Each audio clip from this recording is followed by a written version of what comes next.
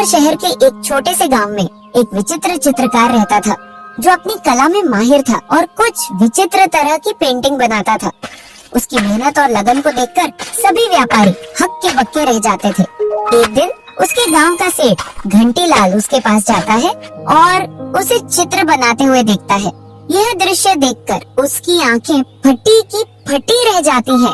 वह मन ही मन सोचने लगता है, बाप रे, क्या कलाकारी कर रहा है इस पेंटिंग में। जो भी इस पेंटिंग को देखेगा मुंह मांगी कीमत दे देगा हर हाल में। अरे गजब देवू, क्या चित्रकारी कर रहा है तो इस पेंटिंग में। इस पेंटिंग को देखकर ऐसा लग रहा है कि ये कोई पेंटिंग नहीं बल्कि कोई जीता जागता इंसान बना रहा है। तो सुंदर सा। सच बोलूं देवू, तुम्हारे हाथों में पेंटिंग करने का जादू है, जादू। क्योंकि तुम जिस पेंटिंग को अपने हाथों से बना देते हो ना, वो पेंटिंग नहीं रहती, बल्कि ऐसा लगता है इसमें तुमने कोई जान डाल दी हो और उसकी कीमत 100 गुना बढ़ जाती है। ये पेंटिंग तो पूरी 500 स्वर्ण मुद्राओं में बिकेगी, यकीन मानो मेरा देवू। जी सेठ जी, मैं भी यही चाहता हूँ कि मेरी इस बार इस पेंटिंग की अच्छी कीमत मिले, क्योंकि बहुत ज्यादा मेहनत करने के बाद मेरी बनाई हुई पेंटिंग बहुत कम कीमत पर बिकती है, जिस वजह से ना मेरी पेंटिंग का खर्चा निकल पाता है और ना ही मेरी मेहनत का। देवू, तुम फिक्र मत करो। अभी तक तुमने जितनी पेंटिंग बनाई हुई थी ना, वो कोई खास पेंटिंग नहीं थी जितनी खास ये पेंटिंग दिख रही है। लेकिन ये पेंटिंग बहुत ही खास होने वाली है और इसका दाम भी। देवो, तुम ये बताओ, इस पेंटिंग को कब तक तैयार कर दोगे? क्योंकि कल ही शहर के मशहूर फेमस व्यापारी आ रहे हैं, जो कि अच्छा दाम लगा सकते हैं और ले जा सकते हैं इस पेंटिंग को। हाँ, अगर ऐसी बात है सेठ जी, तो मैं इस पेंटिंग को आज ही रात भर में तैयार कर दूंगा। हाँ ठीक है देवू, अब मैं चलता हूँ। घंटीलाल सेठ देबू से इतना बोलकर वहाँ से चला आता है। देबू उस पेंटिंग को तैयार करने में लग जाता है। चित्रकारी करते करते देबू को सारा दिन निकल जाता है और रात भी हो जाती है।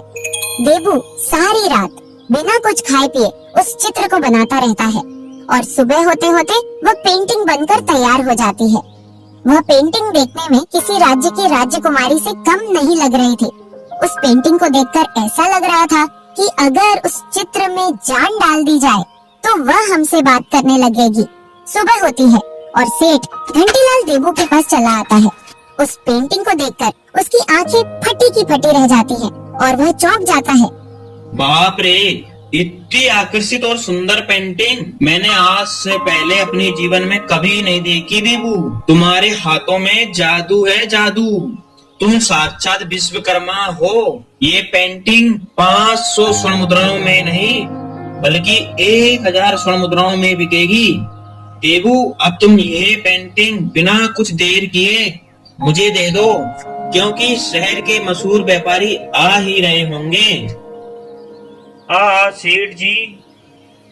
हाँ देबू, बोलो। क्या सच में इस पेंटिंग की कीमत अच्छी तो मिलेगी ना, जितनी मैंने मेहनत की है? अरे हाँ भाई देबू, अगर तुम्हें मेरे कहने पर और मुझ पर यकीन नहीं हो रहा हो तो तुम स्वयं ही चलो मेरे साथ और तुम देखना मैं कैसे इस सुंदर पेंटिंग को 1000 स्वर्ण मुद्राओं में व्यापारी को बेचता हूँ और मोटा दाम कमाता हूँ। नहीं सेठ जी, मुझे आप पर स्वयं से भी ज्यादा भरोसा है। आप ये कैसी बात कर रहे हो? हाँ तो फिर ठीक है देबू, अब देर नहीं करो। घंटीलाल सेठ उस पेंटिंग को अपने साथ वहाँ से ले आता है और अपनी दुकान पर लाकर उसे लगा देता है। तभी कुछ समय बाद शहर के व्यापारी आते हैं और उनकी नजर उस सुंदर पेंटिंग पर जाती है। ओह, क्या कलाकारी है इस पेंटिंग में। अद्भुत, अति अद्भुत। बाप रे, क्या पेंटिंग है। हर हाल में खरीदूंगा इसे तो। इस पेंटिंग को देखकर ऐसा लग रहा है जैसे कि यह किसी विशाल साम्राज्य की राजकुमारी हो। वाह वाह वाह। हाँ, सच में मैंने ये पेंटिंग खास तुम्हारे लिए बनवाई है। इससे पहले आपको मैंने बहुत सारी पेंटिंग दिखाई थी ना, पर तुम्हें कोई भी पेंटिंग समझ नहीं आई थी ना, इसीलिए अब की बार मैंने खास तुम्हारे लिए ये पेंटिंग बनवाई है, जो तुम्हारे मन में घर कर गई है और तुम्हें अपनी ओर आकर्षित भी कर रही है। घंटीलाल, तुम यह बताओ, तुम इस मनमोहक पेंटिंग की कीमत कितनी लोगे? मैं इस पेंटिंग की कीमत सिर्फ और सिर्फ 2000 स्वर्ण मुद्राएं मांग रहा हूँ, और वो भी सिर्फ आपके लिए। 2000 स्वर्ण मुद्रा में?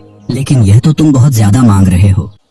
लेकिन इससे कम कीमत पर मैं ये पेंटिंग नहीं दे सकता, क्योंकि बाजार में इसकी कीमत और भी मिल सकती है। आप चाहो तो दूसरी पेंटिंग देख सकते हो, और मैं आपको दिखा भी दूंगा दूसरी पेंटिंग।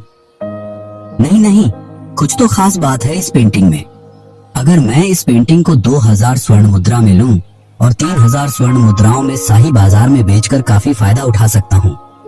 क्या हुआ साहब, आप क्या सोच रहे हो? अरे नहीं, कुछ नहीं। ठीक है घंटीलाल, तुम ये पेंटिंग मुझे दे दो। मैं तुम्हें 2000 स्वर्ण मुद्राएं देने को तैयार हूँ। अब क्या? व्यापारी उस पेंटिंग को घंटीलाल से खरीद लेता है। घंटीलाल को 2000 स्वर्ण मुद्राएं देकर वह पेंटिंग अपने साथ लेकर वहाँ से चला जाता है। घंटीलाल 2000 स्वर्ण मुद्राएं पाकर मन ही मन बहुत खुश हो जाता है और वह अगली सुबह देवू के पास जाता है।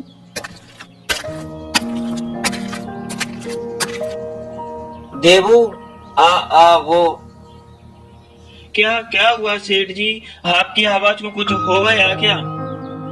देवू, अब तुमसे क्या छुपाऊं देवू, तुमने जो पेंटिंग बनाई थी वो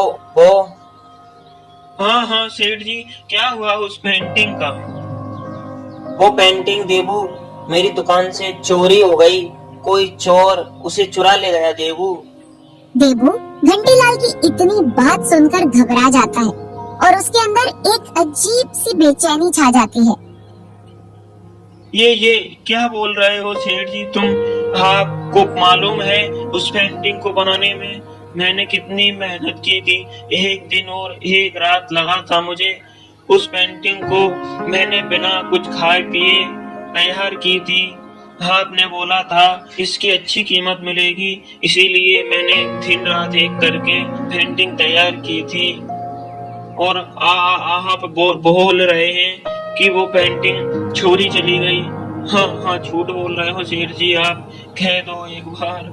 इतना सब बोलकर देवू रोने लगता है। हे भगवान, मेरी मेहनत का ये क्या फल मिला मुझे। देवू, तुम्हें क्या लग रहा है मैं झूठ बोल रहा हूँ? सुन देवू, अगर तूने मुझ पर झूठा इल्जाम लगाया तो अभी गांव वालों को बुलाकर तेरी चमड़ी उधड़ा दूंगा, समझा क्या तू? तभी कुछ गांव वाले वहाँ से गुजर रहे होते हैं। घंटीलाल और देवू की आवाज सुनकर वे वहाँ पहुँच जाते हैं। क्या हुआ सेठ जी, तुम इतने गुस्से में क्यों हो? देखो गांव वालों, ये देवू मुझ पर झूठा चोरी का इल्जाम लगा रहा है। अब तुम सभी ये बताओ, क्या मैं कभी झूठ बोल सकता हूँ? देवू, तू अभी के अभी सेठ जी से माफी मांग, नहीं तो हम तुझे अभी के अभी इस गांव से निकाल देंगे और तुझे गांव द्रोही ठहराएंगे। क्यों गांव वालों, सही है ना? हाँ हाँ हाँ, गांव से निकाल देंगे नहीं तो। अरे मूर्ख देवू, तू मुझ जैसे इंसान पर इल्जाम लगाता है जो पूरे गांव वालों का भला करता है और जरूरत पड़ने पर सबकी मदद भी करता है।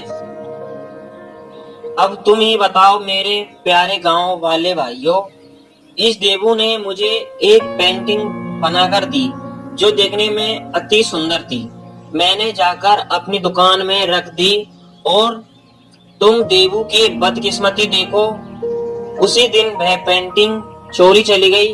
और हाँ, तुझे यकीन ना हो तो देवू, तू दोलू से पूछ ले। क्यों दोलू? हाँ मेरे प्यारे भाइयों, सेठ जी सही बोल रहे हैं। मैंने भी चोर को दुकान से चोरी करते हुए देखा है, पर अफसोस इस बात का कि मैं भी कुछ नहीं कर पाया, ना पेंटिंग को बचा पाया और ना ही चोर को पकड़ पाया।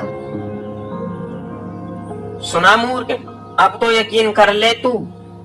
प्यारे भाइयों, मैं जानता हूँ इस देवू ने उस पेंटिंग को बनाने में कितनी मेहनत की थी, लेकिन अफसोस वो पेंटिंग चोरी हो गई। और इसकी नाराजगी भी जायज है, बिल्कुल, क्योंकि इसकी मेहनत थी वो पेंटिंग।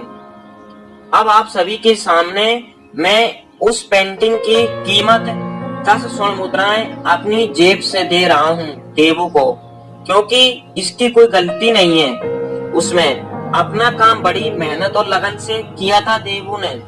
और 1 स्वर्ण मुद्रा दोलू को दे रहा हूँ, क्योंकि इसने चोर को उस पेंटिंग को चुराते हुए देखा था। नहीं तो आज मेरे ऊपर एक ऐसा दाग लग जाता जो कभी धोने से भी नहीं मिटता। इस तरह घंटीलाल देबू को 10 स्वर्ण मुद्राएं दे देता है और 1 स्वर्ण मुद्रा धोलू को दे देता है। वह मन ही मन खुश होता हुआ अपने घर चला जाता है। अगले दिन सुबह होती है और देबू फिर से चित्रकारी करने में लग जाता है। वह मन ही मन सोचता है, ऊपर वाले ने पता नहीं मेरे साथ ऐसा अन्याय क्यों किया। मैं फिर से और मेहनत करूंगा और अपनी लगन से पेंटिंग बनाऊंगा। थोड़ा समय निकलता है और उधर सेठ घंटीलाल के बेटे की अचानक तबीयत बिगड़ जाती है। हे ऊपर वाले, मेरे बेटे को क्या हो गया जो ना तो कुछ खा रहा है और ना ही पी रहा है। मेरे लाख प्रयासों के बाद भी इसको आराम क्यों नहीं लग रहा है। इतना बोलकर घंटीलाल अपने घर से निकल आता है किसी वेद की तलाश में। वह अपनी सोच में इतना डूब जाता है कि चलते चलते कब जंगल में पहुंच जाता है उसे पता ही नहीं चलता। तभी उधर से सहायक गुजर रही थी और उसकी नजर घंटीलाल पर जाती है। सहायक घंटीलाल के पास पहुंचती है और उसे चिंता का विषय पूछती है। यह सब पूछने के बाद वह उसके बारे में जानने की कोशिश करती है। तब वह समझ जाती है कि घंटीलाल ने क्या किया है और घंटीलाल से बोलती है, देखो, मैंने तुम्हारे बेटे का और तुम्हारा बीता हुआ भविष्य देख लिया है। क्या तुम एक सुंदर पेंटिंग बनवा सकते हो? सुंदर पेंटिंग? ये तो सिर्फ देवू ही बना सकता है। क्या वे मुझ पर विश्वास करेगा?